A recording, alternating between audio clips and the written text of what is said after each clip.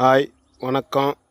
நான் உங்கள் விவசாயி. இப்போ என்ன பேச போகிறேன்னு பார்த்தீங்கன்னா, இந்த பக்கம் வாழைத்தோப்பு, இந்த பக்கம் கிணறு, இந்த பக்கமும் வாழைத்தோப்பு, இந்த பக்கம் கருவேப்பிலை போட்டுருந்தோம்.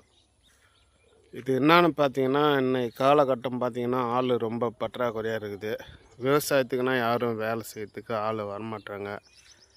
இந்த விவசாயத்தை எதிர்கால சந்ததிகள், எதிர்கால பிள்ளைகள் இந்த விவசாயத்தை கொஞ்சம் நீங்களும் காம்பது பண்ணுங்கள்.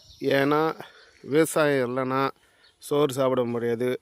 பிற்காலத்தில் பொருளாதாரம் ரொம்ப பாதிக்கப்படும். சரிங்களா?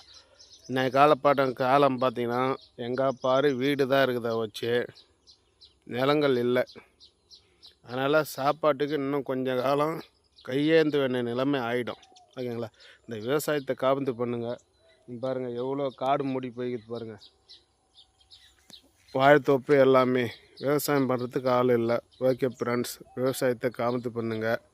தேங்க்யூ.